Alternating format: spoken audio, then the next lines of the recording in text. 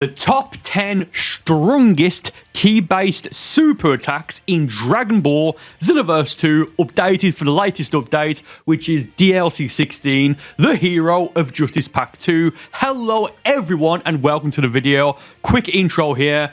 I'll be doing this on a level 99 male sane character, avatar, CAC, CAC, whatever you want to call it. Here are the stats, all the equipment and all that is on the screen right now. No Super Soul, no Limit Burst, and no QQ Bang, because just to make it even across the board, so you can make every one of these skills significantly stronger with the correct build: Super Soul, Limit Burst, Awoken, QQ Bang, etc, etc, etc. Before we get into it, do me a favor, if you're watching this, about give or take 50% of you are not actually subscribed, so please do subscribe to the channel. And with that said, play the intro. Use code KICKONG if you want to save 1% off. Number 10, Endless Shoot at 6,025 damage. Look, it will get the job done. I mean, I say that, it is a good skill, but it's not the best on this specific list, but it is one of the strongest as of right now. Key-based ultimate attacks available in Dragon Ball Xenoverse 2. But that said, maybe unsurprisingly enough, the reason for that is because this is one of those skills that can be prolonged depending on how much ki you have on activation and if you hold down the input when first used. So if you're going to insist on using this, fair enough, but I really would recommend using this while in an Awoken. You know, for example, if you're on a Saiyan, either Super Vegeta or probably more, well, better Super Saiyan Blue Evolution with a proper QQ Bang and a Super Soul that can possibly give you damage increase, and especially with a Limit Burst that will give you attack damage increase and ki regeneration. It will do significantly more damage with those, but again, if you decide to use this, maybe don't use it just in base, or have you use it and try to maximize every bit of ki that you're going to be using. Number 9, Tri-Beam and Gigantic Breaker, both at 6,281 damage. With that said, this is Tri-Beam once it's fully charged, so charge it and hold down input again and it will charge and then automatically fire. Very tricky to use that. You'll need to go for a heavy stamina break, and at that point maybe just consider using an ultimate that's stronger, but fun skill. I like using Tri-Beam like as a knockback, or knock my opponent back and just use it really, you know, as quick as possible rather than charging it. Again, Gigantic Breaker, I think if it misses, it does the increased damage. I forget off the top of my head, but basically the strongest versions of both of these skills, like charged up or what have you, both will do, as of right now, the exact same amount of damage at 6,281 damage. And again, can make them significantly stronger with the correct Limit Burst, Super Soul, QQ Bang, Awoken skill, build in general, etc, etc, etc. Both rather fine skills. Number 8, Ki Explosion at 6,636 damage. Look, I think as of right now, there's 3 explosive wave skills in the game. I'm called explosive wave, not like Anger Explosion or Final Explosion. You got this one, another super attack, which is Mighty Explosion, explosive wave that can't be prolonged, then the ultimate version. Look, this is a fine skill. It'll get the job done, but in my personal opinion, I would probably, for the most part at least, run the Ki version, Super Ki Explosion. I think that's even easier to unlock. I think it's from like the skill shop as you progress through like the early mid-ish part of the Xenoverse 2 story mode.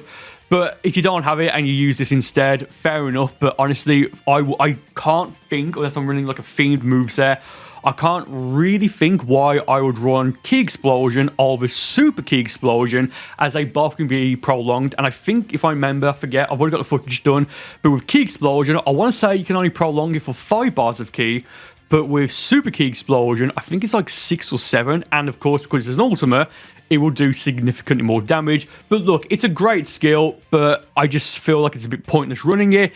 It's like running Kamehameha and then the times 10 Kamehameha. It's the same sort of gimmick. Number 7, the Spirit Bomb super attack at 7,024 damage. Fun skill, one of, for the most part, my go-to skills. It's a fun skill.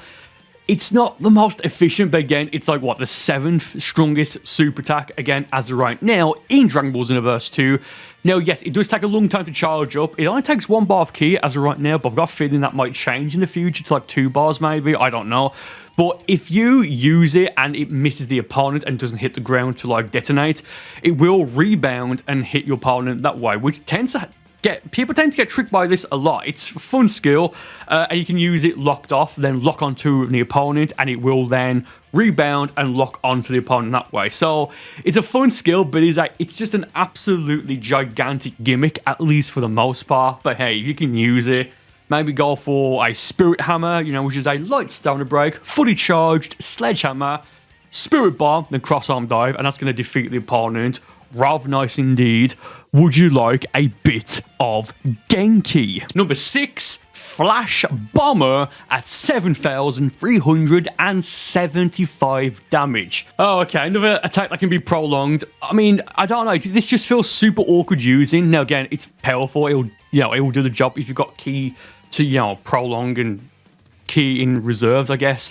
But I think it's because of how wide of a range this skill is, and I would say, honestly, just pick a different skill, maybe Endless Shoot, which is a fair bit weaker for the most part, but I think at least it's a bit more accurate. Now, granted, if you're in a team match, you versus maybe 2 or 3 other people, could be a little bit better because of just how, wide of a spread the ki blasts are on the Flash Bomber itself from Super Android 17 from Dragon Ball GT. Oh, yes, I mean, I don't know. This has always been a skill for me that just feels super awkward to use. I mean, you just click the button and that's it. It might be the camera angle, I don't know. But again, do this base form level 99 as a ki base Saiyan, and you will do at least 7,375 damage. Number 5, the times 10 Kamehameha, 7,784 damage. I wouldn't be surprised if, say if they make this an ultimate, if they maybe give this like an ultimate version, because this pretty much is on like the fence of a super attack to an ultimate, because yes, it's not the strongest, it's like the 5th strongest in Xenoverse 2 right now. I believe, actually no, I do know it's the strongest Kamehameha super attack, again, as of right now. More may be added in the future. Do make sure you like and subscribe, because that'll be covered even when that does happen. But again, it's even stronger, I think, than some Kamehameha ultimate attacks. And as you can see right here, if you're in a Super Saiyan form, just Super Saiyan forms, not Beast, unless it gets changed in the future, then this will actually warp if you fully charge it, and you can use it locked off, and it will lock on automatically while being teleported and lock onto the opponent. Absolutely, just an absolutely fantastic skill. You could even run this on a strike character just as a beam attack, and it will still help out quite significantly just because of how strong the times 10 Kamehameha is in Dragon Ball Xenoverse 2. Number 4, Revenge Final Flash, 8,100 damage. So I want to say this skill does more damage if you have low health. Now, as a Saiyan, you'll do more damage anyway if you have low health because, well, you're a Saiyan. But with this attack specifically, it will require less ki to prolong if you are on flashing red health, regardless of if you are or aren't a Saiyan CAC. Use code CAC on G Fuel, by the way, for 20% off if used on checkout. Okay. But yeah, this is a skill that I mean, if you have the DLC, I absolutely would recommend using, but only use this attack as to get out of a pinch, as in you have low health and a decent amount of ki, so you can use it and prolong it until it stops. Great skill. Surprised it's this high up, given how powerful it can be if you have low health. It's sort of like Right Javelin, and side note, as of right now in the testing, I want to say Right Javelin was either number 11 or number 12 in terms of the strongest ki-based or ki-based super attacks, even when you have low health. So Right Javelin just barely missed out on this specific list. Number 3, Crazy Finger Shot at 8,408 damage. Somewhat surprisingly enough, a 3rd form Freezer attack. It's the skill that he uses back in Dragon Ball Z on Piccolo on Planet Namek, Planet Nimrock, home of the Time Patrol, to just absolutely destroy Piccolo. Like, it's like the rapid death beam attack, right? It's, to some extent, this is a low-tier version, or rather a super attack version of the Emperor's Death Beam ultimate attack. And it just makes me wonder, if we ever do get Black Frieza in a Xenoverse game, I wonder what sort of skill he would have that will be like this, because I feel like they might just give him something like this, but just like make it just incredibly overpowered. But hey, we'll have to wait and see. Subscribe, as that will be covered if and when that actually does happen in Xenoverse 3 or 4, what have you, have to wait and see. But yeah, great skill. It's the second, technically the second strongest ki-based super attack that can be prolonged with ki. What is the first strongest? Well, stay tuned for maybe number 1 on the list. And that said, moving on now to number 2. And number 2 is Crush Cannon at 15,577 damage. Yes, 15,500, even though the previous entry was just under 8,500. Pretty much double, right? Slightly more than double the amount of damage from the last entry.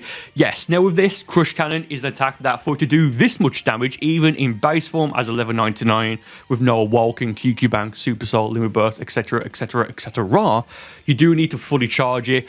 And I believe it has either 17 or 18 charges. You'll be able to tell when it's fully charged as like a different effect. And you can, if you click the block button, you can, I guess, like store the energy and then fire it off once you see an opportunity. I don't know if there's a timer on it where it then dissolves. If there is, do let me know in the comments. Thank you ever so much. It basically works the same as how, for example, Fierce Fist works. So with that said, it will take a very, very, very, very, very long time to fully charge, but you can use it at any point between or have you. Yeah, and I just can't even imagine how much damage this would do if you have the proper build, like with Super Saiyan Blue Evolution, an attack increase, Super Soul, and Limit Burst, a QQ Bang that gives you plus max points in key skills. It's a fun skill, but man, you can see just why it does that much damage given how long it takes to fully charge up. And number 1, Blaster Ball at 18,700 damage.